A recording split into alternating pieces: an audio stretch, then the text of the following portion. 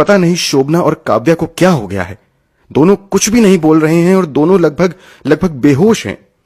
ये सुनते ही जितेंद्र भी घबरा जाता है और भागते हुए तेजस पटेल के कमरे में जाता है। वो देखता है कि दोनों लगभग बेहोश पड़े हुए हैं।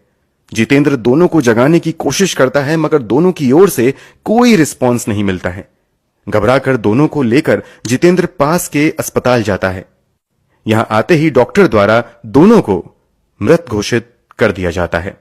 जैसे ही इस खबर की जानकारी सोसाइटी में रहने वाले लोगों को मिलती है, हर कोई हैरान रह जाता है। लोग अपने हिसाब से दोनों के मरने के कारणों पर कयास लगाना शुरू कर देते हैं। इस मामले की जानकारी पुलिस को भी दे दी जाती है। चूंकि डबल डेथ का मामला था, इसलिए पुलिस वाले भी भागते हुए मौके पर पहुंच जाते हैं और दोनों के शव को अपने कब्जे में लेते हुए पोस्टमार्टम के लिए भेज देते हैं। वैसे तो पहली नजर में ही पुलिस वालों को दोनों की मौत नेचुरल नहीं लगती है, क्योंकि शोभना के गले पर गहरे निशान दिखाई पड़ते हैं, जैसे मानो किसी ने उसका गला दबाया हो। इसके बावजूद पुलिस वाले कुछ भी एक्शन लेने से पहले पोस्टमार्टम रिपोर्ट का इंतजार करते हैं। कुछ समय बाद पुलिस वालों को शोभना और काव्या की पोस्टमार्टम रिपोर्ट भी मिल जाती है। पोस्टमार्टम रिपोर्ट में कहा जाता है कि शोभना की मौत गले दबाने की वजह से हुई है।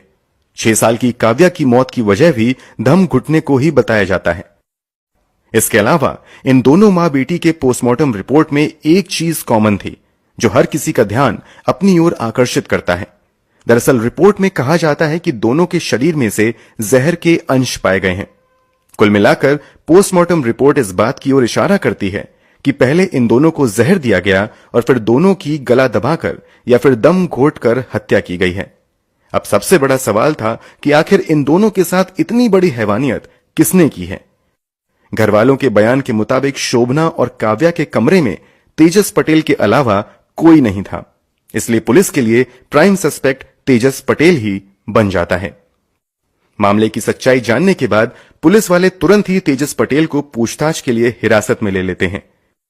जब तेजस से पूछताछ की शुरुआत होती है तो वो पूछताछ के दौरान बहुत ज्यादा भावुक नजर आता है। इसके अलावा पूछताछ के दौरान वो बार बार रोने लगता है। लोग अनुमान लगाते हैं कि तेजस ने अभी अभी अपनी पत्नी और बेटी को खोया है, इसलिए शायद बहुत गहरे सदमे में है। इस कारण तेजस को थोड़ी देर की पूछताछ के बाद घर भेज दिया जाता है।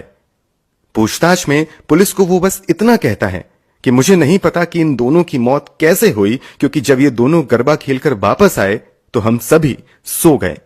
फिर अचानक जब मेरी नींद रात के 2 बजे खुली और जब मैं इन दोनों को उठाने की कोशिश की तो इन दोनों की ओर से किसी तरीके का रिस्पॉन्स नहीं मिला। इमोशनल तेजस पटेल को भले ही पुलिस ने छोड़ दिया था,